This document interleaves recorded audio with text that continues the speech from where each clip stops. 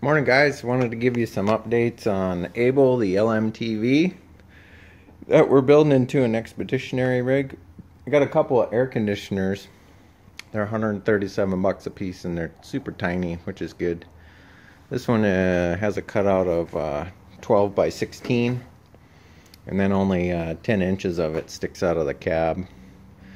But I do have some clearance issues. I'll show you the one that I mounted last night when it was nice and hot out. I got it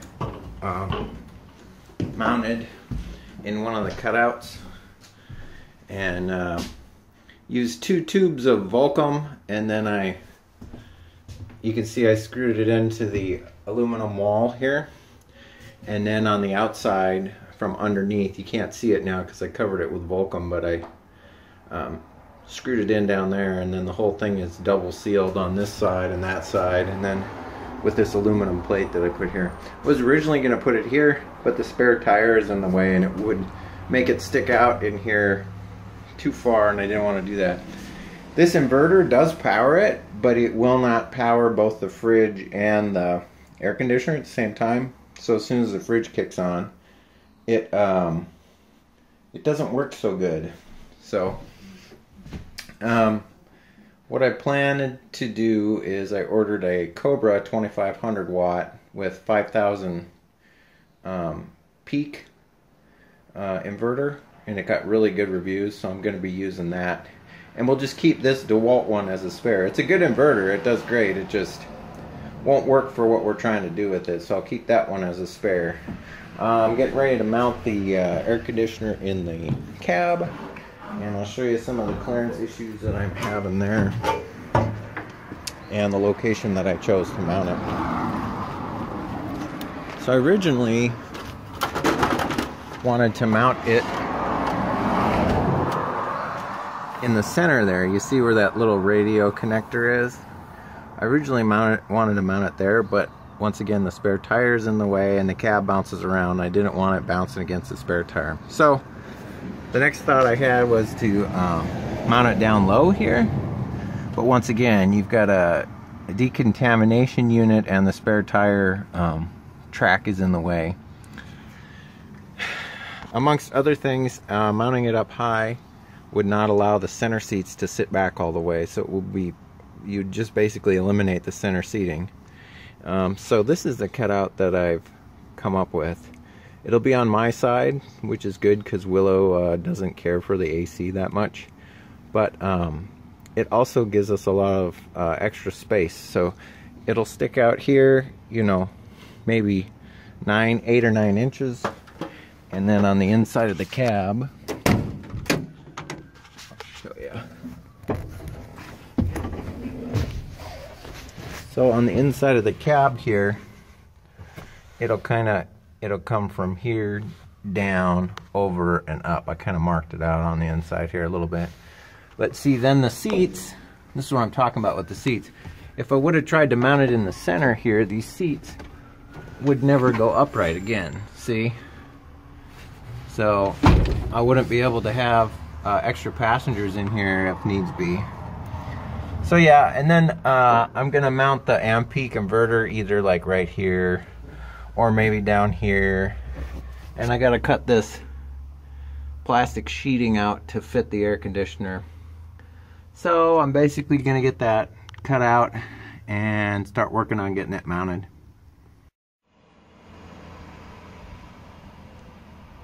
Alright guys, check that out. I got it cut out, but I still gotta bolt it in and glue it in with the Volcom adhesive sealant. But look at that. That couldn't fit in there any better. And the electrical cord comes out the correct side. Yeah, it's gonna be awesome. So I'll get that Volcomed in and get it bolted in, and then start cutting this beast apart, getting it fit back in, and then vacuum it out, clean it up, and move on to the next part of the project. I got the AC mounted. I got this trim piece out that I got to cut a hole in. This turned out really good. I got all the adhesive sealant drying on it now.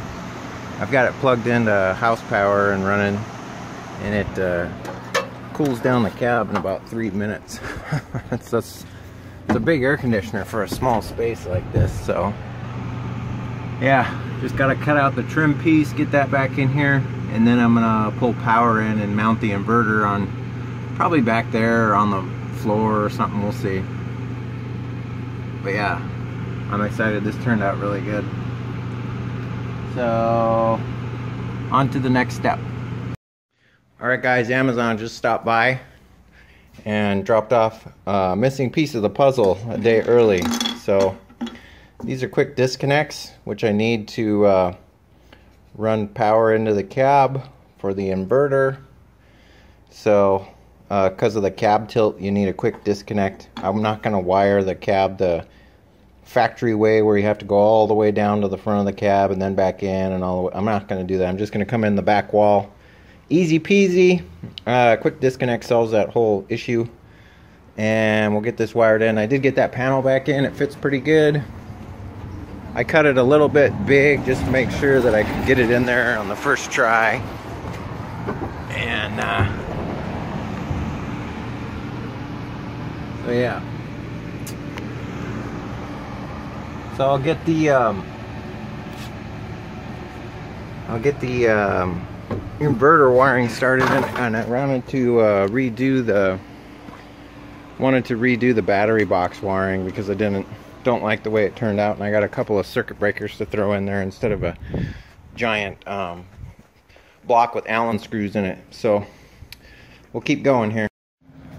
Alright guys, this is taking forever, but I'm getting there. I got one breaker done. I'm working on the second one here. And then inside, this part took the longest. I still have to put a strap on that cable there. But there's the inverter. It's a good spot for it. I'm gonna take one of those straps and put it over here. But moving right along.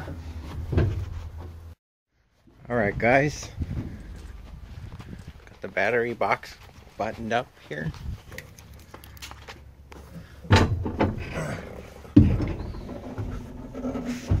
Got all this stuff done.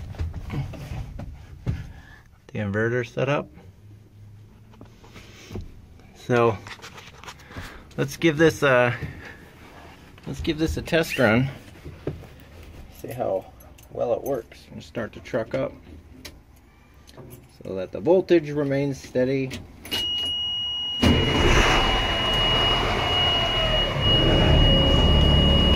I'll let it idle for a second here, and I will unplug this so the inverter isn't overloaded. Okay, looks like we got 13.9 volts. Let's plug the air conditioner in.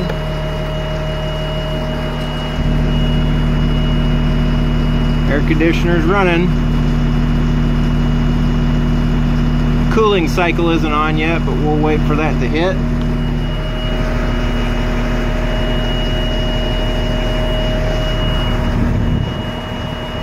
Set for 70 degrees, automatic cool.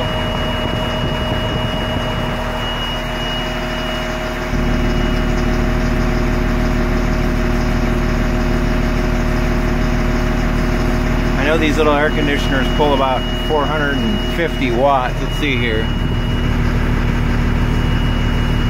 4 amps.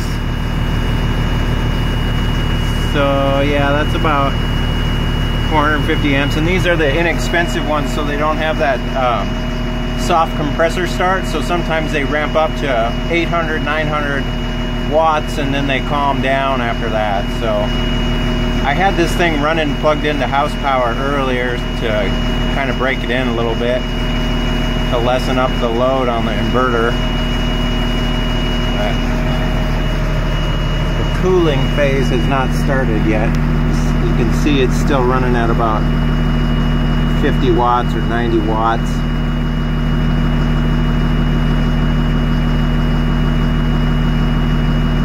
This little air conditioner is meant for a you know, 150 square foot room, 200 square foot room. So inside this cab here, it probably works pretty damn good.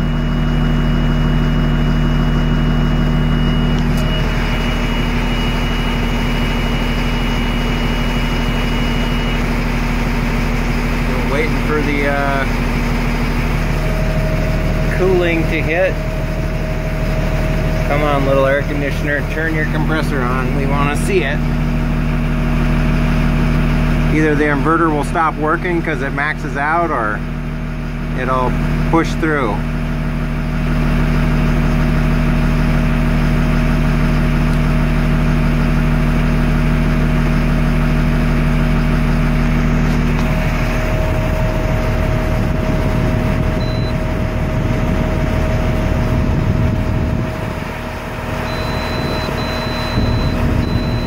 All the way down to 62. See what it does.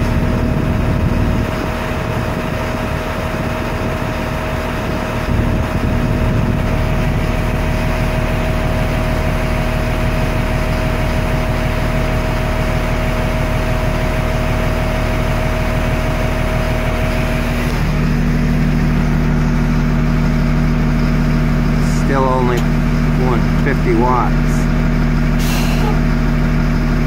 There we go. Now the compressor turned on. Look at that, 380 watts. 410. 420. That's pretty good for just a small air conditioner. Usually they're 450 or above. So it's humming away at about 400 watts. It's not bad. Oh yeah, it's getting nice and cold now. We'll back this off a bit. We'll put it back to 70. Sweet, it works. Works the way it's supposed to. Well, I think I'm going to end the episode here for today. I'll catch you guys next time. And I might have some relocating the exhaust because I need to put that other ECS case outside under the rig. So probably going to be doing that. Running a shorty on this. Might be kind of loud, I'm not sure. Alright, catch you guys next time. Bye-bye.